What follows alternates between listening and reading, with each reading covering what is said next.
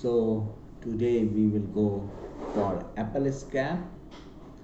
Now we know that apples are very nutritious for us. A apple a day keeps doctor away. There is a proverb also. So now one important disease of apple scab we will learn today. This is about the city which we are seeing. It is Sweden, and the disease was first described by Fries in 1890 in Sweden. The fungus attacks all above ground parts.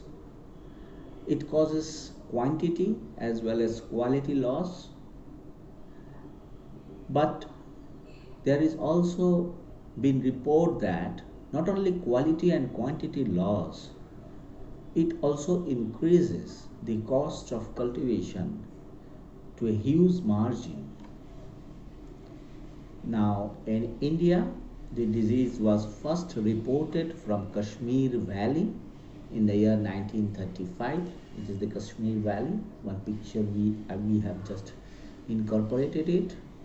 Now severe epidemics has been found in Himachal Pradesh in the year 1982 and 1983.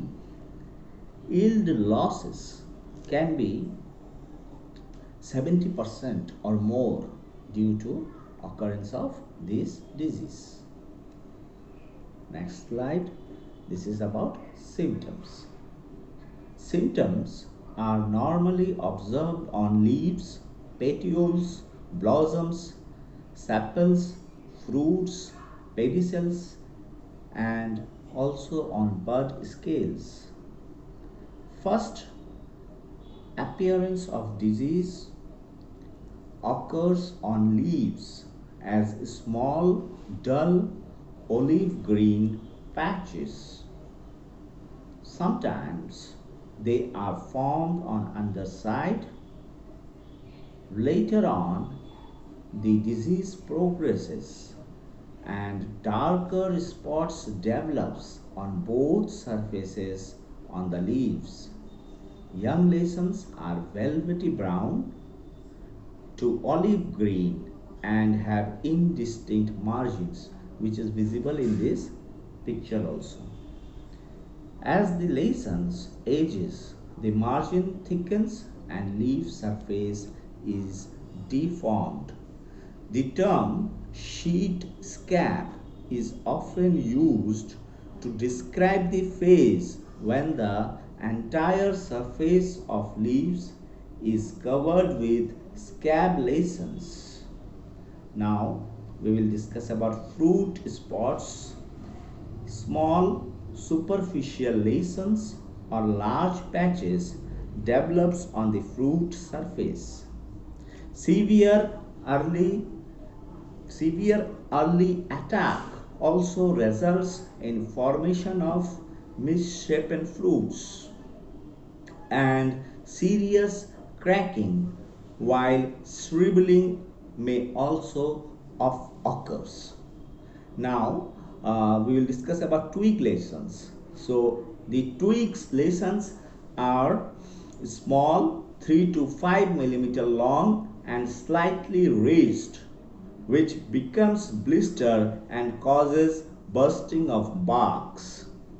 This is about the causal organism.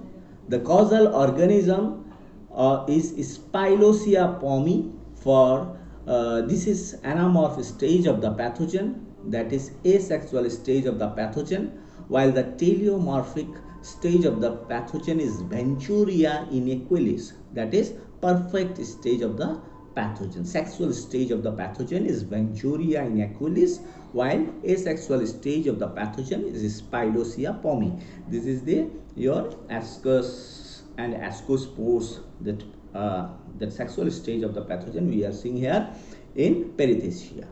So now this is about disease cycle. So what happens? Infected leaves, they fall in the ground. Here intercellular mycelium we can see in the field. They form the the perfect stage of the pathogen perithecia, that is pseudothecium, actually pseudothecium containing asci and ascospores. These are the ascospores in the ascus, and the ascospores are released here, and the ascospores penetrate and it causes infection. This is the symptom of the scab lesions on leaves. Okay, so this is asexual stage of the pathogen. Again, this is conidia is produced born on conidiophore, that is of spilosea. So this is the conidium, and then conidium is again penetrating on the leaf tissue and causing disease symptom. This is about management. Now we will discuss. So follow good sanitation measures.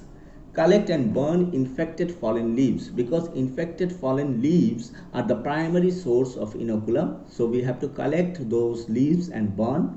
Then in commercial orchards, there is a lot of fungicides they spray, but the fungicides should be sprayed based on intensity and occurrence of disease. The Malus baccata, this one, the genus has shown resistance